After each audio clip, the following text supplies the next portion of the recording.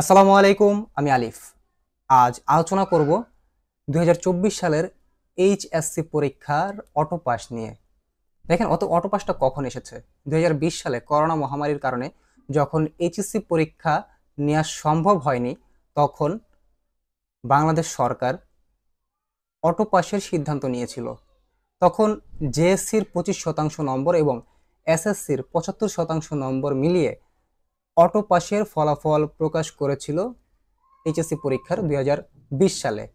সেই অটো পাসটা কিন্তু সেই ২০২০ সালের যে এইচএসসি পরীক্ষার্থী ছিল তাদের কিন্তু দাবি ছিল না যে তারা অটো পাস চাইছে। তারা কিন্তু কোনো আন্দোলন সংগ্রাম করেনি অটো পাসের জন্য, সেটা স্বেচ্ছায় সরকার থেকে দেয়া হয়েছিল।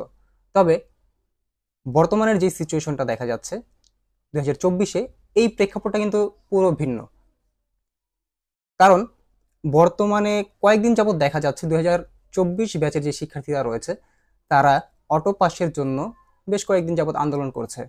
গত ১৯ তারিখ তারা ঢাকা শিক্ষা বোর্ড দুপুর থেকে সন্ধ্যা পর্যন্ত ঢাকা শিক্ষা বোর্ডের সামনে অবস্থান করেছে এবং তারা দাবি জানিয়েছে যেন তাদের পরীক্ষা বাতিল করা হয়।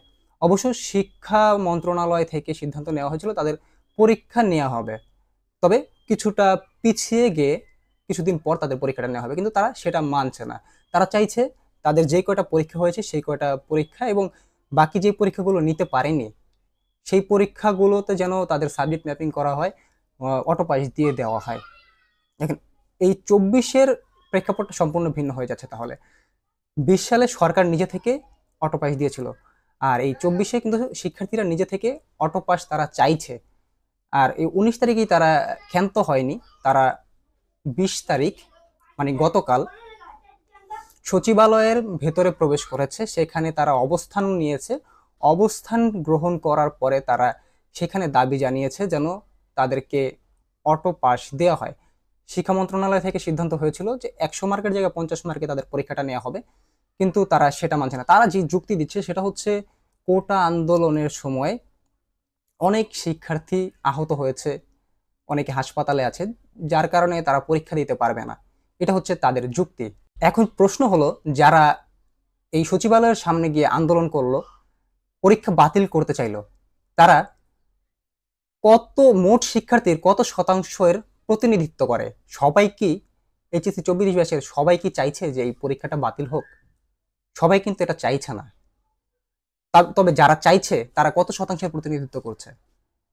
আমার পরিচিত অনেক শিক্ষার্থী আছে যারা চায় যে এই বছর যেন পরীক্ষাটা স্বাভাবিকভাবেই নেওয়া হয় এবং তাদের যেন মেধার মাধ্যমে, পরীক্ষার মাধ্যমে, মেধার মাধ্যমে যেন তাদের মূল্যায়ন করা হয়। এই যারা আন্দোলন করছে তাদের যুক্তিতে একটু আসি।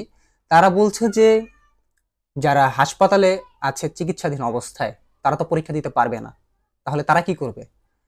এখানে একটা সমাধানে আসা যেত যে পরীক্ষাটা, তাদের যেহেতু সমস্যা হয়েছে, পরীক্ষাটা কিছুদিন পিছিয়ে নিয়ে যারা সুস্থ আছে তাদের পরীক্ষাটা নেওয়া হবে এবং যারা অসুস্থ আছে, হাসপাতালে আছে, তাদের ক্ষেত্রে হয়তো বিবেচনা করা যেতে পারে। তারা যে কয়টা পরীক্ষা দিয়েছে সে কয়টা তো দিয়েছে, আর যেগুলো দিতে পারেনি সেগুলো সাবজেক্ট ম্যাপিং করা যেতে পারে। এখানে কিন্তু অধিকাংশ যারা পরীক্ষার্থী রয়েছে অধিকাংশই কিন্তু সুস্থ রয়েছে, সবাই কিন্তু এখানে আহত হয়নি।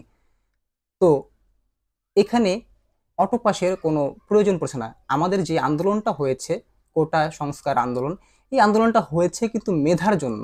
আমরা মেধার অধিকার চাওয়ার জন্য আমরা মেধা চেয়েছি, মেধার মাধ্যমে যেন দেশে মূল্যায়ন করা হয় মেধাবীদের।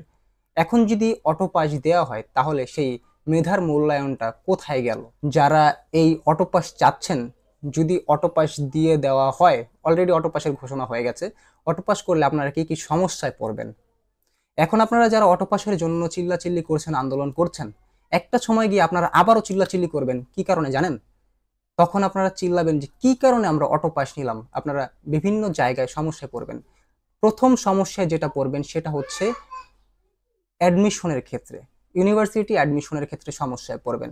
এখন আপনারা ভাবছেন যে আমরা পড়াশোনা না করেই আমরা অটো পাস নিয়ে চলে যাব, পাস করে চলে যাব, কিন্তু অ্যাডমিশনের সময় কিন্তু আপনাদেরকে পরীক্ষা দিয়ে বিশ্ববিদ্যালয়ে ভর্তি হতে হবে।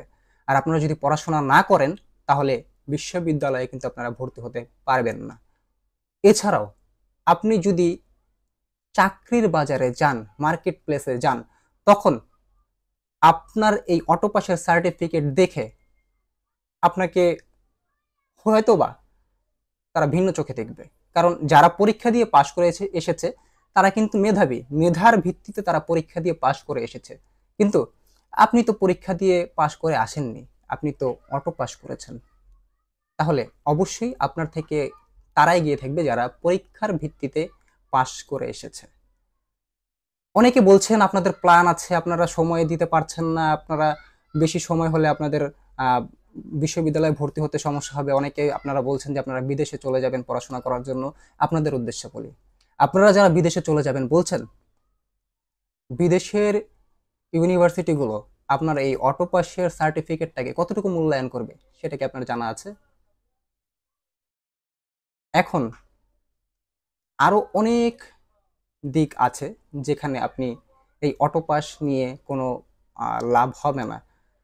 আর যারা অটো পাসের জন্য আন্দোলন করছেন, এটা সাধারণভাবেই বোঝা যায় তারা সারা বছর ঠিকভাবে পড়াশোনা করেন নাই।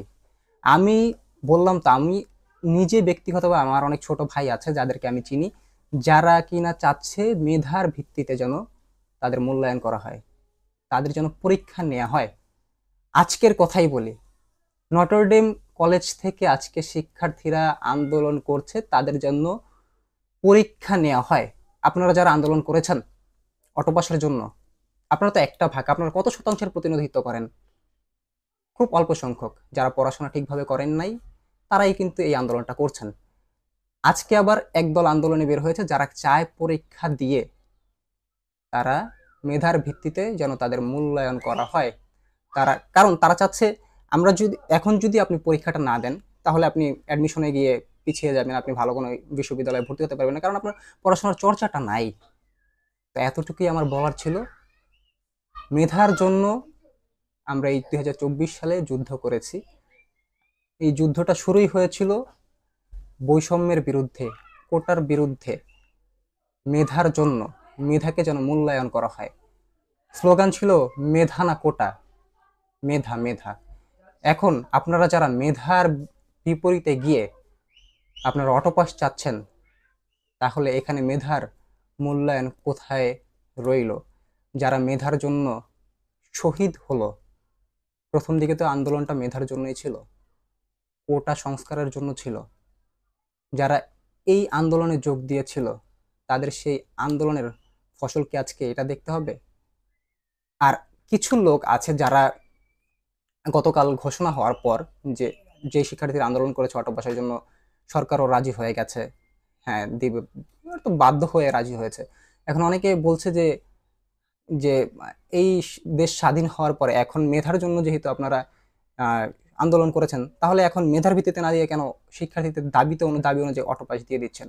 এখানে এখানে কিন্তু সরকার বাধ্য হয়ে দিচ্ছে, এখানে কিন্তু সরকার নিজে থেকে দিচ্ছে না। 2020 সালে যখন হয়েছিল সেটা কিন্তু আওয়ামী লীগ সরকার নিজের থেকে সিদ্ধান্ত নিয়ে অটো পাস দিয়েছিল, কোনো শিক্ষার্থী কিন্তু আন্দোলন করে নাই।